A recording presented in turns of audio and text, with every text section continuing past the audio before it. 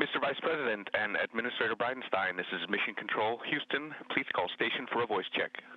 Bridenstine, this is Mission Control, Houston. Please call station for a voice check.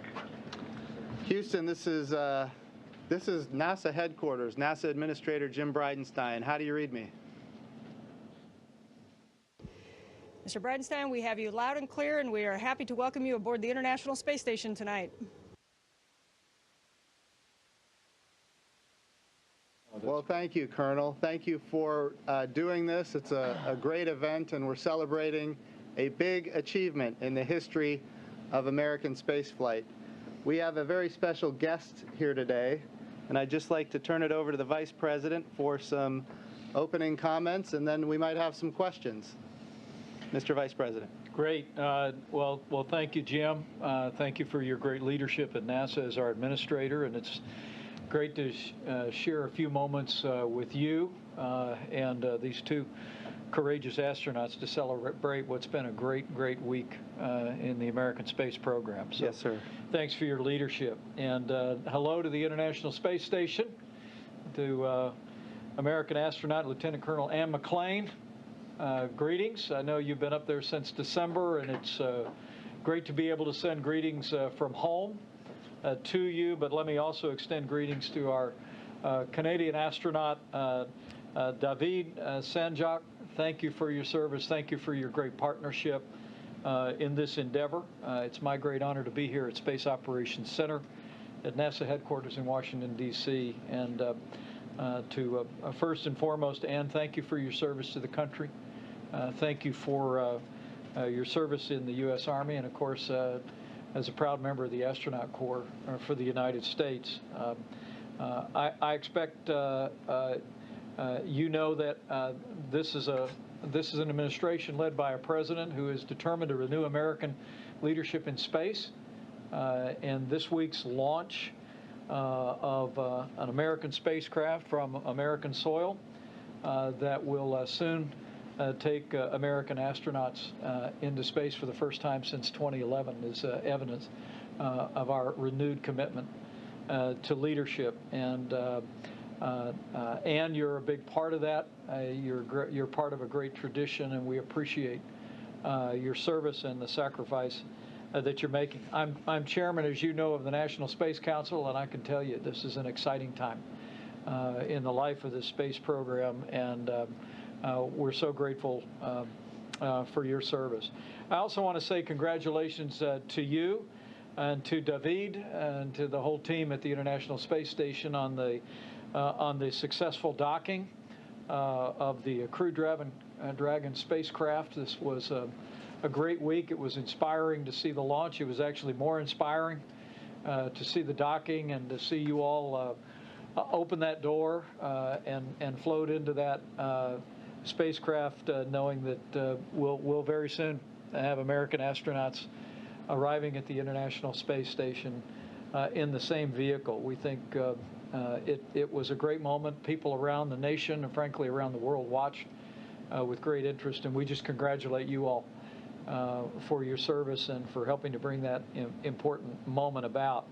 But Lieutenant Colonel McClain, I was just kind of wondering what was it like for you to watch the arrival of the Crew Dragon? Tell me about that experience, and tell me what it means to you as a member of this program to see American rockets that can carry American astronauts back into space once again, taking to the air and to the heavens.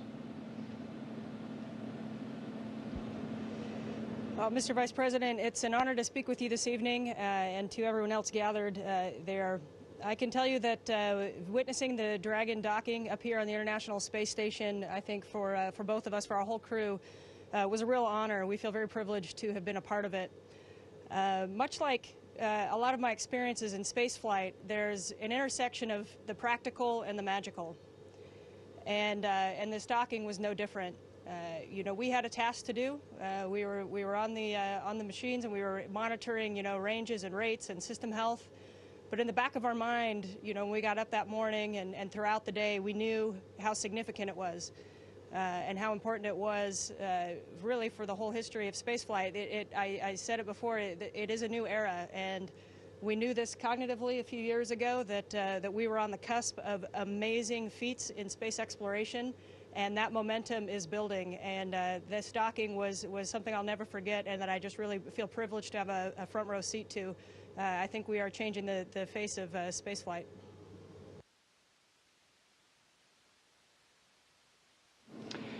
Did it give you greater confidence that there weren't any pilots in the seats, or were there some anxious moments that as the Crew Dragon approached? I just wonder how that felt being a pilot. Well, sir, being a military pilot and watching the transition to unmanned aerial vehicles over the last few years, you know, I got to put my pitch in that every vehicle that flies should have a pilot in it. That being said, I think Ripley's doing a great job in there. Obviously, she's taken a lot of data that it's very important to secure the safety of our astronauts, who hopefully by here in a few months will get to ride in this vehicle. As far as you know, our experiences with the docking, what was different is, you know, normally a vehicle comes close and we grapple it with a robotic arm, we bring it in, and so there's a level of safety there, and this one was a little bit different.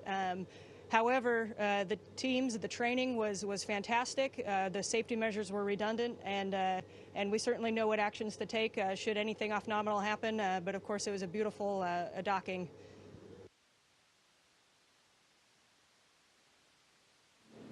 It really was a job well done, and I commend you and the whole team at the International Space Station. To our Canadian partner, David Sanjak, any of your reflections seeing an American spacecraft making its way to the International Space Station, expanding our capability to take advantage of not only that platform, but to continue to extend human exploration from North America into space? Yes, thank you for the question, Mr. Vice President. It's quite a privilege to be here for these historic days, and I must say it was moving to see like the birth of a new tool for exploration for the next generation of space explorers that will come after us. And this is really the opening of a new era, as we like to hear, and I think it's true. And it was as a member of the international partnership that is following America's lead in these new endeavors. It is always kind of how can I say this? It's moving and kind of exhilarating to witness the might and the drive that has always been behind NASA's determination to explore further. And we're very privileged to be part of this coalition, and I'm sure that generations to come will see a growing and growing international collaboration, because that is the gem of human spaceflight in my mind, is that it brings all humanity together towards a common goal, and we get to see that the differences between us are important, but not as important as what drives us to work together towards a common goal.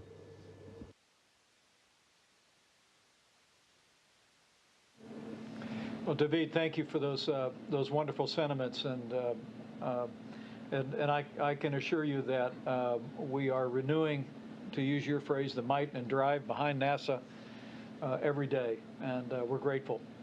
We're grateful for the partnership that we enjoy with Canada and so many countries around the world. And I don't want to lose the connection that happens to me on my cell phone from time to time, and I know it's a little more challenging at this distance, but I know you have an important spacewalk coming up later this month. I understand that it is going to be the first all-female EVA in history. Can you talk to us about your preparations? Yes, sir. We have a series of 3 spacewalks occurring at the end of March, and out of the 4 USOS crew, the 3 Americans and David, we will each get a chance to step outside and do some repairs outside of the space station. David and I have been preparing for a few weeks now, and getting the suits ready, getting the systems ready, studying the procedures. and getting the team ready. As you know, the other half of our team will not arrive until about a week before the spacewalks. So a lot of technical preparations to make sure everything is ready. But the space station's been up here for 20 years, and it's time to do some upgrades on the outside, and we are ready.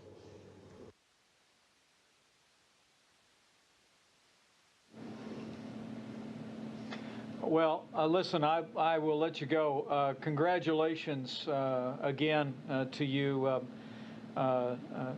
Lieutenant Colonel McClain. We couldn't be more proud of you. Couldn't be more proud of our entire astronaut corps. And David, thank you again for taking a few moments with us and for your service to your country and to the mission on the International Space Station. It has been an exciting and an inspiring week. To see not only the launch of the Crew Dragon, but the successful docking at the International Space Station. And I can assure you we've got a busy year ahead of us, and it's going to be a year where we continue to see evidence of America's renewed commitment to leadership in space and to advancing human exploration in space. And you're a part of that great tradition. David, you're part of a great international partnership.